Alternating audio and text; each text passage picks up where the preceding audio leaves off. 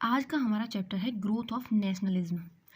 आप सब ये तो ज़रूर जानना चाहते होंगे कि वो ऐसे कौन से फैक्टर्स थे जिन्होंने ग्रोथ ऑफ नेशनलिज्म को इंक्रीज़ करने में हेल्प की। ब्रिटिशर्स ने कई सारी ऐसी पॉलिसीज़ बनाई जिन्होंने ग्रोथ ऑफ नेशनलिज्म में काफ़ी हेल्प की। आज के इस वीडियो में हम 19 सारी पॉलिसीज़ के या फिर 19 सारे फैक्टर्स के बारे में जानेंगे। तो शुरू करते हैं। इसमें सबसे पहला रीज़न था इकोनॉमिक एक्सप्लॉयटेशन। ब्रिटिशर्स के आने से पहले अपना कंट्री काफ़ी प्रॉस्पर्स था। हमारे यहाँ ब्रिटिशर्स ने ऐसी पॉलिसीज़ बनाई जिनसे उनके ट्रेड तो काफ़ी बढ़ रहे थे और उनको बहुत ज़्यादा फ़ायदा हो रहा था, लेकिन दूसरी तरफ हमारे यहाँ के लोगों को काफ़ी नुकसान हो रहा था। 2 सेंचुरीज तक ब्रिटिशर्स ने इंडिया को इतना एक्सप्लॉइट किया कि इंडिया पुअरेस्ट कंट्रीज़ की गिनती में शामिल हो गया। देखो, अंग्रेज़ों ने इंडियन सोसाइटी के किसी भी सेक्टर को नहीं छोड़ा। सबसे पहले हम देखें तो सबसे पहले बात करते हैं किसानों की। किसानों के जो लैंड्स थे उन पर अंग्रेज़ों ने बहुत हाई टैक्सेस लगाए। देखो, जब ऐसी ऐसी कंडीशन होती थी कि देश में बाढ़ आई हो या फिर सूखा पड़ गया हो, तो उस कंडीशन में भी किसानों से टैक्स लिया जाता था। अब किसान उस स्थिति में अपना पेट भी नहीं भर पाते थे, लेकिन वो उनको टैक्स देते थे। इससे किसानों पर बहुत बर्डन आया और किसानों की हालत बहुत ख़राब हो गई। दूसरे नंबर पर आते हैं आर्टिसन एंड क्राफ्टमैन। देखो, सबसे पहले जब आर्टिसन और क्राफ्टमैन अपना सामान बनाते थे और ब्रिटिश मार्केट में उसको उतारते थे, तो ब्रिटिशर्स काफ़ी पसंद करते थे सामान को। वहाँ के लोग ये सामान हाथों हाथ ले लेते थे। काफ़ी ज़्यादा इनकी डिमांड होती थी, लेकिन ब्रिटिशर्स को ये पसंद नहीं आया। उन्होंने क्या किया कि जो सामान इंडिया में बनता था और जब वो ब्रिटिश मार्केट में जाता था, तो उन पर जो इम्पोर्ट ड्यूटी होती थी वो काफ़ी बढ़ा दी। और ब्रिटिशर्स जो सामान बनाते थे और उसको जब वो इंडिया में लेके आते थे, तो उसकी इम्पोर्ट ड्यूटी जो थी वो ख़त्म कर दी। इसको कहते हैं हम free trade. Free trade policy से हमारे यहाँ की इंडस्ट्रीज़ को काफ़ी नुकसान हुआ। हमारे यहाँ ये लोग बेरोज़गार हो गए, इनके पास कुछ करने को बचा ही नहीं, और दूसरी तरफ ब्रिटिशर्स को काफ़ी फ़ायदा हुआ। तीसरे, वर्किंग क्लास के लोग। देखो, जब ब्रिटिशर्स हमारे यहाँ आए तो उन्होंने बहुत सारी इंडस्ट्रीज़ को इस्टेब्लिश किया। काम करने के लिए जब लोग यहाँ दौड़े, यानी बहुत ज़्यादा संख्या में लोग आए, तो ब्रिटिशर्स ने इनको कम कम सैलरीज में रखा, तो इनका एक्सप्लॉयटेशन काफ़ी ज़्यादा बढ़ गया था। और इन सबसे अलग एक ग्रुप था एजुकेटेड इंडियंस का। एजुकेटेड इंडियंस जो थे वो हाई पोस्ट चाहते थे, लेकिन सिविल सर्विसेज, मिलिट्री सर्विसेज, इन सब में ये हाई पोस्ट जो थी ब्रिटिशर्स के लिए रख रखी थी। तो हमारे देश में अलॉट होने वाली सर्विस और हमारे लोगों को ही चांस नहीं, तो ये चीज़ थोड़ी ख़राब थी इन लोगों के लिए। और अगर मान लो ये लोग नीचे जो छोटी छोटी पोस्ट होती थी उन पर लग भी जाते थे, तो इनका प्रमोशन होना बहुत टफ था, प्रमोशन भी नहीं होता था। तो इस सब से इनका दिमाग काफ़ी डिप्रेस हो गया। ये लोग इन सब चीज़ों से छुटकारा पाना चाहते थे। अब हम रिप्रेसिव कॉलोनियल पॉलिसीज़ के बारे में बात करते हैं, जिन्होंने नेशनलिज्म को बढ़ाने में आग में घी की तरह काम किया। सबसे पहले इसमें आता है द ग्रैंड दिल्ली दरबार। देखो, ये हुआ था 1877 में, और किसने ऑर्गेनाइज किया? लॉर्ड लिटन ने। लॉर्ड लिटन ने ये इतना ग्रांड सा दिल्ली दरबार क्यों लगाया था? ये बताने के लिए कि अब आपकी महारानी क्वीन विक्टोरिया हैं। अब इस छोटी सी बात के लिए इन्होंने इस इतने बड़े दरबार को लगाया या ऑर्गेनाइज किया। देखो, जिस वक्त ये दरबार में इतने सारे पैसे लुटा रहे थे, दूसरी तरफ देश में अकाल पड़ा हुआ था। लोग भूखे मर रहे थे। लोग चाह रहे थे कि ब्रिटिशर्स की तरफ से उनकी कुछ हेल्प की जाए, उन्हें खाना दिया जाए, लेकिन ब्रिटिशर्स ने बहुत सारा पैसा ऐसे ही बहा दिया और इन लोगों के लिए कुछ भी नहीं किया, कोई हेल्प नहीं करी। अब इस सब से इन लोगों का दिमाग काफ़ी ख़राब हो गया। उनको लगने लगा कि ये पैसा हमारा है, लेकिन इनको इस पैसे को वैसे ही वेस्ट किया जा रहा है। दूसरा आता है vernacular press act 1878। Lord Lytton ने क्या किया? ऐसे न्यूज़पेपर जो ब्रिटिशर्स न्यूज़पेपर्स थे, उन पर कोई सेंसर नहीं, जो इंडियन न्यूज़पेपर्स थे उन पर बैन लगा दिया। कौन से वाले? ऐसे न्यूज़पेपर जो ब्रिटिशर्स के अगेंस्ट में कुछ पब्लिश कर रहे थे। मतलब ये कि ब्रिटिशर्स की जो पॉलिसीज़ थी उनको क्रिटिसाइज़ कर रहे थे खुले में, तो लॉर्ड लिटन ने इन्हीं को बंद करवा दिया। मतलब न रहेगा बांस, न बजेगी बांसुरी। देखो, तीसरा जो आता है वो है द आर्म्स एक्ट 1878। ये जो एक्ट था, इसके अकॉर्डिंग ये किया गया कि कोई भी इंडियन बिना वैलिड लाइसेंस के कोई भी वेपन अपने पास नहीं रखेगा। चलो, ये वो मान लेते, लेकिन इसके साथ में हुआ क्या कि इंडियंस को तो रोक दिया गया, लेकिन जो यूरोपियंस थे और एंग्लो इंडियंस थे वो बिना बिना लाइसेंस के वेपन रख सकते थे। अब उनको अलाउ किया, इनको अलाउ नहीं किया, तो इनको ये बहुत गलत लगी ये बात और काफ़ी डिसअपॉइंटमेंट हुआ इनको और इनके अंदर गुस्सा बढ़ता गया। चौथी जो चीज़ आती है वो था reduction in the age for ICS exam. ICS exam एक सिविल सर्विस के लिए एग्ज़ाम होता था। देखो आज जब हम 21 ईयर्स के होते हैं तब हम ये सोचते हैं कि आईसीएस यानी अपने यहाँ की जो सिविल सर्विस है उसके लिए तैयारी करेंगे। लेकिन इन लोगों ने क्या किया था, पहले 21 एज जो थी उसको मैक्सिमम एज के रूप में रखा था। लेकिन उसके बाद में हद तो तब हो गई जब इन्होंने इस एज लिमिट को और कम कर दिया, 19 ईयर्स के लिए कर दिया।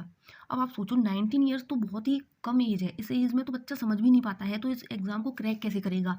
ये काफ़ी टफ कंपटीशन हो गया। और पता है ये कहाँ लगता था, इंडिया में कंडक्ट नहीं होता था ये एग्ज़ाम लगता था लंदन में, सिर्फ और सिर्फ लंदन में। अब सोचो एक तो इतनी कम एज, दूसरा लंदन जाना, ये काफ़ी मतलब टफ चीज़ें थी। ठीक है, तो इसने भी काफ़ी गुस्सा पैदा किया लोगों में। और पांचवा जो रीज़न आता है वो आता है इम्पोर्ट ड्यूटीज़ को हटाना। ब्रिटिशर्स जो थे, जो सामान हमारे यहाँ लेकर के आते थे उस पर कोई इम्पोर्ट ड्यूटी नहीं थी। तो ये चीज़ भी उनको गुस्सा दिला रही थी क्योंकि उनकी इंडस्ट्रीज बर्बाद हो चुकी थी हमारे यहाँ के लोगों की। देखो 1883 में इल्बर्ट बिल पास हुआ था। लॉर्ड रिपन ने इस बिल को पास किया था। इसमें हुआ क्या था कि जो सीनियर इंडियन जजेस होंगे वो यूरोपियंस के और इंडिया में रह रहे ब्रिटिशर्स के कोई केस आएगा उसको सुन सकेंगे। अब जब ब्रिटिशर्स को इस बात का पता चला तो उन्होंने बोला कि नहीं ऐसा नहीं होगा, हम लोग इनसे सुपीरियर हैं, ये लोग हमारे मामले नहीं सुन सकते। अब उन्होंने इस चीज़ के लिए एकजुट होकर प्रोटेस्ट किया। मजबूरन लेजिस्लेटिव को इस वाले कानून को या बिल को विड्रॉ करना पड़ा। जब इंडियंस ने देखा कि इन्होंने मिल करके इस कानून को ही ख़त्म करवा दिया तो उनको लगा कि अगर हम मिल करके किसी चीज़ के खिलाफ प्रोटेस्ट करेंगे तो वो चीज़ हम रुकवा सकते हैं। तो इस चीज़ ने एक अच्छा मैसेज दिया। अब हम कुछ सोशियो रिलीजियस रिफॉर्म मूवमेंट्स के बारे में जानते हैं जिन्होंने नेशनलिज्म को बढ़ाने में काफ़ी हेल्प की। देखो उस टाइम पर क्या हुआ था, कुछ इंडियंस वेस्टर्न एजुकेशन सिस्टम को देख रहे थे तो उन्होंने ये रियलाइज़ किया कि अपनी सोसाइटी में रिफॉर्म की काफ़ी नीड है। उस वक्त लेजिस्लेटिव ने the abolition of Sati and the widow remarriage act, ये दो एक्ट पास किए। अब इससे क्या हुआ, सती प्रैक्टिस रुकी और थोड़ा विडो रीमैरिज को भी बढ़ावा मिला। इसके साथ में कुछ हमारे यहाँ के पढ़े लिखे जो लोग थे उन्होंने क्या किया, कास्ट इनइक्वालिटी, डॉरी सिस्टम, पर्दा सिस्टम, फीमेल इन्फेंटिसाइड क्या होता है कि जो फीमेल जो बच्चा या होता है उसको माता के गर्भ में पहले ही मार देना। ठीक है, और इसके साथ में चाइल्ड मैरिजेज, इन सबको ख़त्म किया। और इन इन नामों में सबसे ज़्यादा जो प्रोमिनेंट नेम हमें सुनने को मिलता है वो है राजा राम मोहन राय का। राजा राम मोहन राय ही वो रिफॉर्मर थे जिनकी वजह से सती प्रैक्टिस जो थी वो बंद हो पाई। इसके साथ में ज्योतिबा राव फुले का नाम आता है जिन्होंने कास्ट सिस्टम को चैलेंज किया और जो लोअर कास्ट में जो लड़कियां थीं उनकी पढ़ाई के लिए काफ़ी हेल्प की।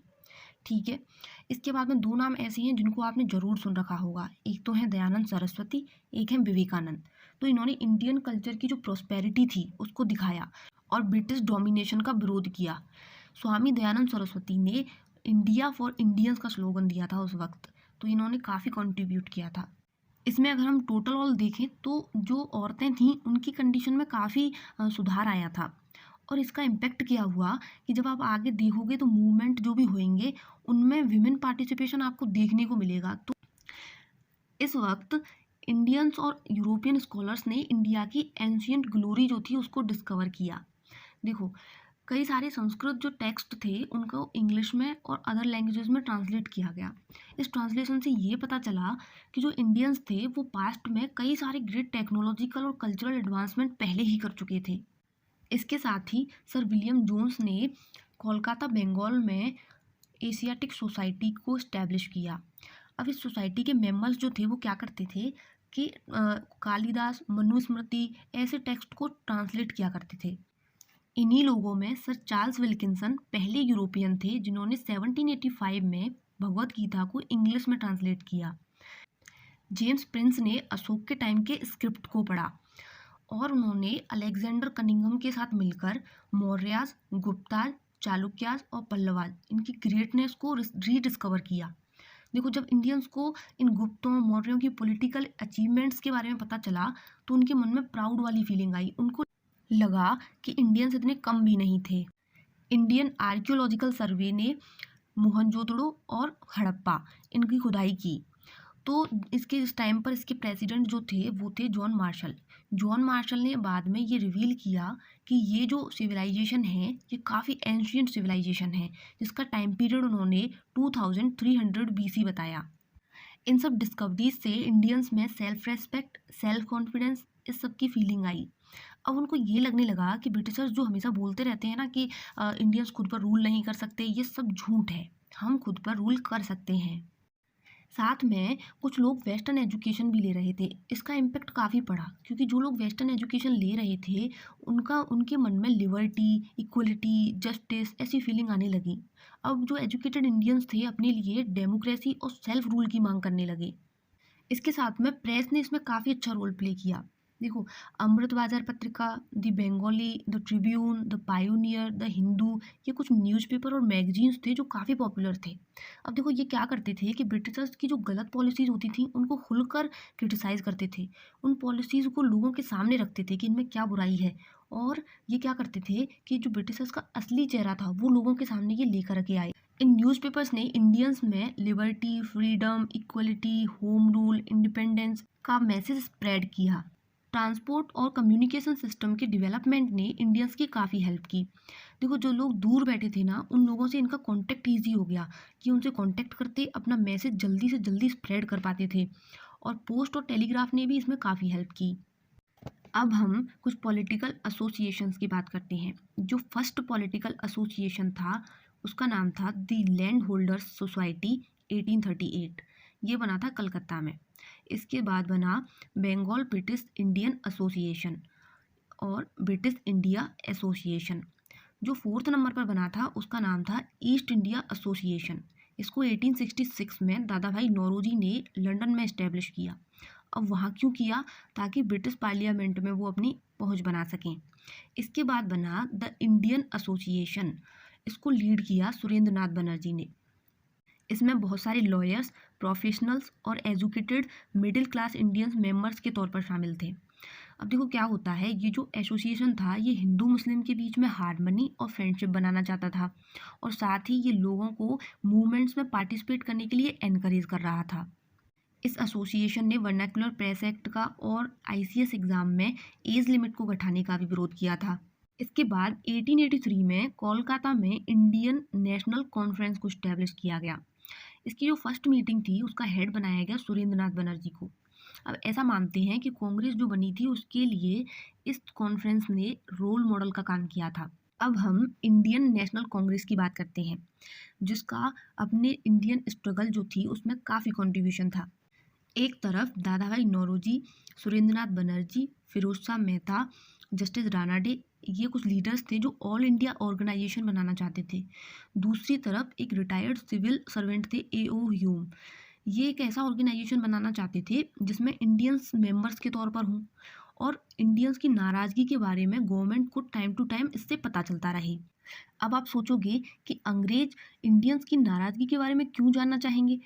तो क्या हुआ था कि 1857 में जो रिवॉल्ट हुआ था उसके बाद ऐसी कंडीशन आ गई थी कि ब्रिटिशर्स या अंग्रेज़ों को ऐसा लग रहा था कि इंडिया को छोड़ना पड़ सकता है।